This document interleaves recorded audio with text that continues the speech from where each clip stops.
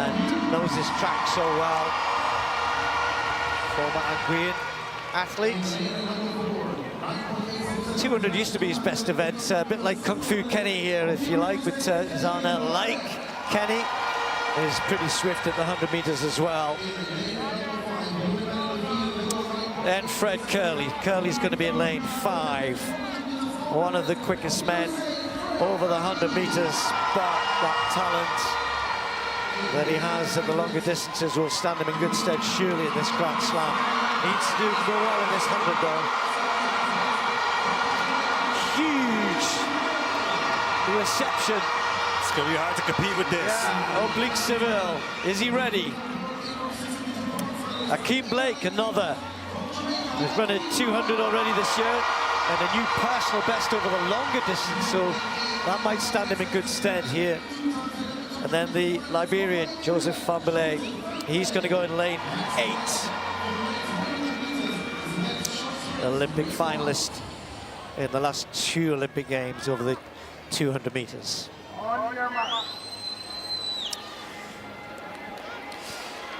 So we got Jones in 1, Lindsay in 2, Hughes is in 3, then in the middle, Bednarek's 4, Kerley right in the middle in 5, Seville in the orange in lane 6, then Blake, his teammate next to him, and Fahnbulleh in lane 8.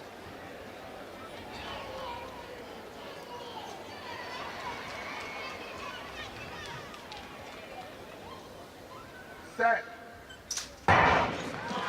Bednarek gets a good start. Fred Kerley just got left a little bit, also going well as Lindsay over in 2, but it's Kenny Bednarek, and then look at Seville right through the middle. Seville is going to just about, no he doesn't, oh does he? That is as close as you want to get. Seville has got the tape around his chest, but Bednarek might have hung on to this. We're going to wait for the photo finish. He's got it. Kenny Bednarek has been given it.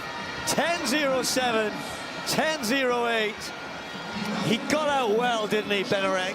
And then after that point, Seville comes and he starts to charge through. And then at the end, though, maybe the strength, the 200-meter strength, if that is a factor in the 100. But he stayed strong, he stayed good, and he comes out as the winner. Hughes takes third, 10.13, same time as Blake. Kenny actually doesn't look happy. He reacted really, really well, but had a stumble that kind of interfered with his acceleration. I know that's what he's thinking about. And when that happened, you could see the Jamaicans kind of move through him in the acceleration phase. But with that 100-meter or 200-meter strength, I mean, someone like that's going to come through at the end.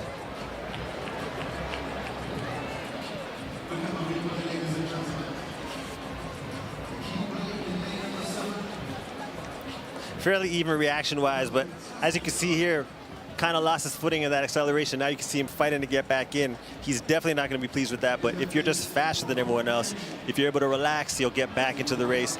It was a lot closer to that replay than I thought.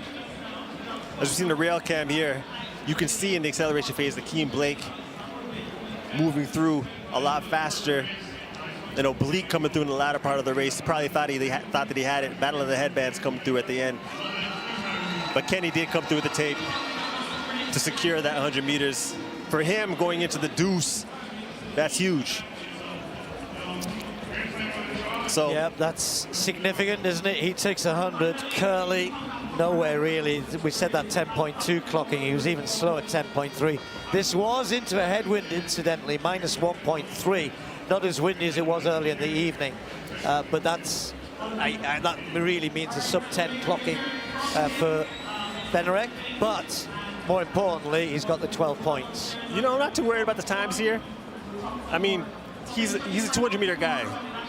And you come here and beat some of the major 100-meter players, I mean, you establish yourself. I think that's the biggest thing here. Kenny Bednarek, there is a reason why the Jamaicans love the 100 meters. It was close, it was exciting. You got the 12 points. How was it for you? Oh, it feels great. I mean, the first time being in Jamaica, so I definitely hear the crowd. They're electrifying, and you know my block starts have gone a lot better this year, but that race didn't really show it. I ended up stumbling, but other than that, a win's a win, and I'm happy to be here. And the exciting part for you is you love doubling up in the 200 meters, so you must be feeling pretty confident. Yeah, I'm feeling pretty confident. I mean, last year was me kind of trying to figure things out, and I think I finally figured it out this off season, so I'm feeling dangerous this year. The men's 100-meter dash at the Grand Slam meet in Jamaica delivered a gripping clash featuring some of the sport's premier sprinters. The field included World Championship medalist Fred Kerley, Jamaica's rising stars Oblique Seville and Akeem Blake, and 200-meter standout Kenny Bednarek, who surprised the pack with a tight, hard-earned win. From the gun, the energy was electric. The race featured elite competitors such as Terrence Jones from the Bahamas, Courtney Lindsay, Britain's Zharnel Hughes, and Liberia's Fahnbulleh, setting the stage for a blazing contest. Despite a minus 1.3 meters per second headwind, several athletes managed sub-10.20 finishes. Kenny Bednarek, known more for his 200-meter speed, started strong from lane 4 and maintained excellent form through the finish. His 10.07 second win narrowly beat Oblique Seville, who finished in 10.08 after a late surge that nearly overtook Bednarek, prompting a photo finish. Zharnel Hughes and Akeem Blake shared third with identical 10.13 times. Blake, who had the race's most explosive start, couldn't sustain his early momentum, allowing rivals to draw level in the closing meters. Meanwhile, Fred Kerley, one of the event's favorites, failed to live up to expectations. Though he reacted well to the start, he faded badly to 6th in 10.30, a lackluster result for an athlete of his stature, raising concerns about his current form. The race brought its share of tension. Bednarek, though victorious, appeared visibly frustrated at the finish. Replays revealed a slight stumble during his drive phase, which may have hindered a smoother performance. Yet his endurance and poise from the 200 meters helped him finish with authority. Post-race, he acknowledged the misstep but stressed the value of the win and his rising confidence. "A win is a win," Bednarek stated. "I feel dangerous this season." This result sends a bold signal to the sprinting world. Bednarek is evolving beyond the 200 meters. His victory over elite 100-meter talent may mark a turning point in his career.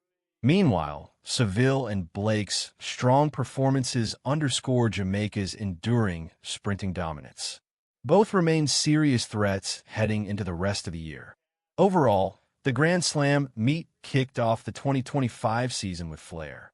It celebrated standout performances and underscored the unpredictable, high-stakes nature of sprinting.